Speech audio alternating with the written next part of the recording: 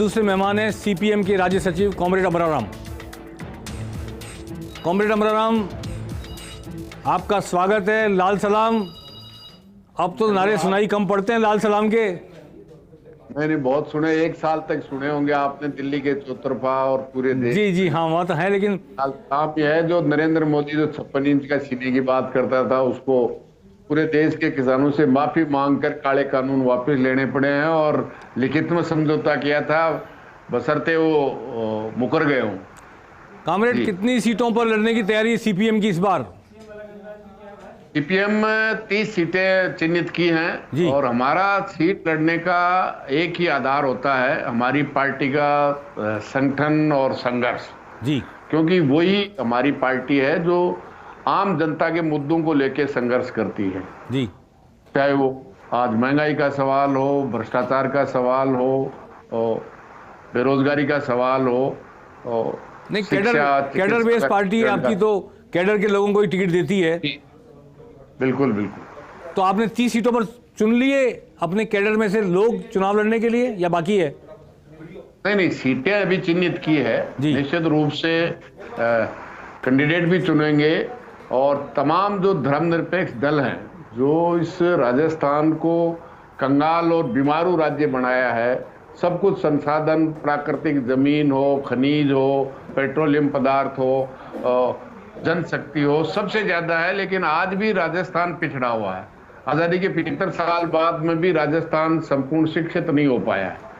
तो ये जो राजस्थान को बारी बारी से उत्तर बिक्का वाली घोड़ी से लूटती रही है भारतीय जनता पार्टी और कांग्रेस, इससे पीछा छुड़ाने के लिए जो भी धर्मनिरपेक्ष दल है जी, निश्चित रूप से उन सबको साथ लेकर के लड़ने का मार्क्सवादी पार्टी विचार रखती है। किसी से बात चल रही है आपकी, या बात हुई है अभी तक? नहीं, पहले से भी हमारा लोकतांत्रिक मोर्चा है जिसमें कम्युनिस्ट पार्टी मार्क्सवादी है, कम्युनिस्ट पार्टी है, जनता दल धर्मनिरपेक्ष है, समाजवादी पार्टी है, कम्युनिस्ट पार्टी माल्य है, और निश्चित रूप से बाकी भी जो धर्मनिरपेक्ष कांग्रेस और भारतीय जनता पार्टी की इस लूट के खिलाफ जी राजनीतिक संघर्ष में साथ आने के लिए तैयार होंगे। उन सब दलों से हम चर्चा करेंगे, सीट एडजस्टमेंट करेंगे और निश्चित रूप से सरकार नहीं, आवाज, जनता की समस्याओं की आवाज, जनता के मुद्दों पे चुनाव लड़ा जाए। एक दूसरे पे भ्रष्टाचार के आरोप, दोनों भ्रष्टाचार में डूबे हुए हैं।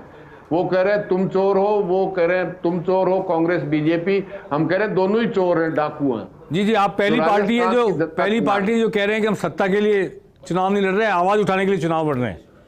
तो बिल्कुल, हम तो आज की तारीख में 200 पे नहीं लड़ रहे हैं ना। जी हाँ, बिल्कुल सही है। मैं जानना चाह रहा हूं कि ये जो 30 सीटें आपने चिन्हित की है, ये सीपीएम की है या आपके पूरे जो समूह बना रखा है माले और सब मिला के? ना, ये अभी सीपीएम की है। वो बात तो अभी नजदीक आएगा तो निश्चित रूप से सीटें भी एडजस्टमेंट होंगी। जी, बाकी लोग भी होंगे। ये 5 दलों के अलावा भी जो दल है निश्चित रूप से उनसे भी चर्चा करेंगे। हम चाहते हैं कि आज तक पिछले 5 चुनावों को आप देखेंगे तो 29% मतदाता ने राजस्थान को कांग्रेस और भारतीय जनता पार्टी के खिलाफ दिया है। जी, हम चाहते हैं कि उसकी एक संगठित आवाज हो जी, और वो राजस्थान के विधानसभा चुनाव 2023 में उन सबको हम एकजुट करके लड़े, जिससे वो ताकत हो कि उत्तर बिक्का वाली घोड़ी से पीछा भी छूट सके। आपके हमेशा 2, 3, 4 ऐसे विधायक आते हैं, क्या आपने इसका कोई एनालिसिस किया कि इतने ही क्यों आते हैं, इससे ज्यादा क्यों नहीं बढ़ पाते? नहीं, ऐसा है कि जिस तरह का पैसे का खेल हुआ है जी, मतलब भारतीय जनता पार्टी आने के बाद तो आप देखिए जो कंपनियों का 2 नंबर का पैसा जो भ्रष्टाचार के रूप में आता था, उसको मोदी जी आने के बाद चुनावी बॉन्ड में शिष्टाचार कर दिया है जी। अब आप देखिए 90% पैसा चुनावी बॉन्ड का भारतीय जनता पार्टी के पास गया है। सुप्रीम कोर्ट में लिटिगेशन सीपीएम की तरफ से भी है, अन्य राजनीतिक दलों की तरफ से भी है। 90% उनके पास गया और बाकी सबके पास 10%, क्योंकि कम्युनिस्ट पार्टी तो चुनावी बॉन्ड का पैसा वैसे भी नहीं लेती है। बड़ी बड़ी कंपनियों का 2 नंबर का पैसा वैसे भी नहीं लेती थी, न चुनावी बॉन्ड का लेती है। लेकिन आज जब पैसे का और जिस तरह से अंग्रेजों की थी, भारतीय जनता पार्टी आम मेहनतकश को, किसान, मजदूर, नौजवान, छोटे व्यापारी को बांटो, लूटो, राज करो। आज जो भी वायदे भारतीय जनता पार्टी ने 2014 में किया था, एक भी वायदा किसान को, स्वामीनाथन की रिपोर्ट का सवाल हो, भारतीय जनता पार्टी, अभी तो कांग्रेस की सरकार है, अभी तो प्रेजेंट में कांग्रेस सरकार जिसके खिलाफ लड़ना है। भारतीय जनता पार्टी ने, कांग्रेस ने भी नहीं किया। कांग्रेस ने कहा था गिनती गिन के सभी किसानों का संपूर्ण कर्जा 10 दिन में 1 2 3 4 5 6 7 8 9 10 सभी का कर्जा माफ। आज तक तो ये किसान का हुआ नहीं। अच्छा, ये बताएंगे कि गहलोत जी ने जैसे 2000 यूनिट माफ कर दी बिजली, 200 यूनिट 100 यूनिट घर में माफ कर दी, घरेलू से गैस के सिलेंडर भी 78 लाख लोगों के लिए 500 रुपये कर दिए। ये ऐसे कदम है जो आम जनता के करीब ले जाते हैं उनकी पार्टी को।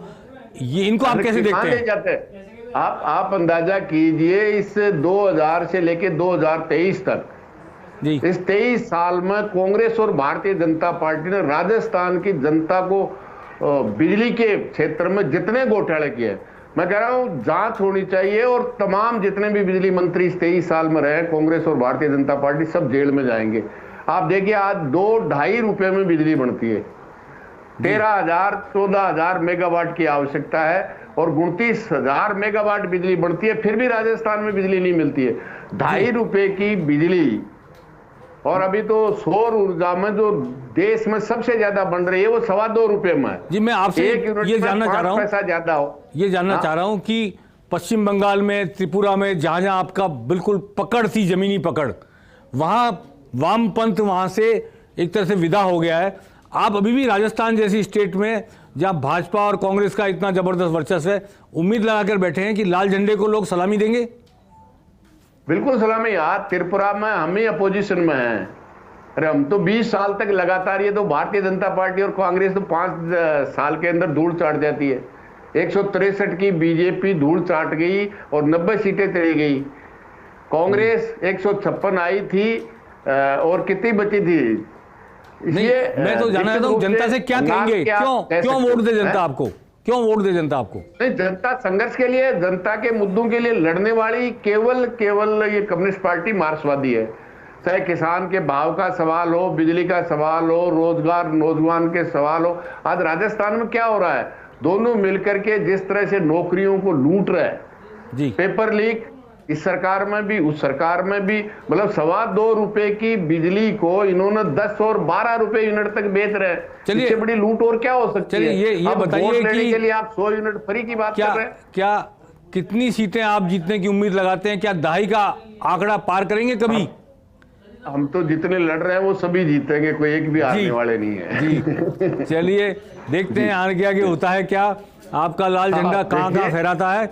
और आपसे चुनाव तक मोदी जी को झुकाया है, हमने गहलोत जी को झुकाया है, वसुंधरा को झुकाया है, और घुटनों के बल हमारे संघर्ष के कारण राजस्थान के 15 लाख किसान जो ट्यूबवेल से अपना खेत सींचते हैं, हर साल 16,000 करोड़ रुपए की छूट हमारे संघर्ष के कारण मिल रही है। काले कानून हमारे संघर्ष देश के पूरी जनता को एकजुट करके लड़े, और मोदी जी को देश के किसानों से माफी मांगकर काले कानून वापस लेने पड़े। आपको बहुत बहुत शुक्रिया अमराराम जी। चुनाव तक हम आपसे फिर मुखातिब होंगे, कई बार आपसे बात करेंगे। और इस यात्रा में फिलहाल आज पेनल्टी कॉर्नर में इतना ही, लेकिन हम जिस तरह Congress, Bhajpa, BTP, RLP, CPM, आम आदमी पार्टी, बसपा, सबसे होते होते अब इस मुकाम पे पहुंच गए हैं कि अब कुछ निर्दलियों की हालचाल पूछे जाएं। पेनल्टी कॉर्नर में आज बस इतना ही। हम मिलेंगे सोमवार को, और उस दिन हमारे साथ होंगे कुछ और राजनीतिक पार्टी के लोग और राजनीतिक वजूद रखने वाले लोग, जिन पर हम चर्चा करेंगे अगले चुनाव को लेकर। नमस्कार।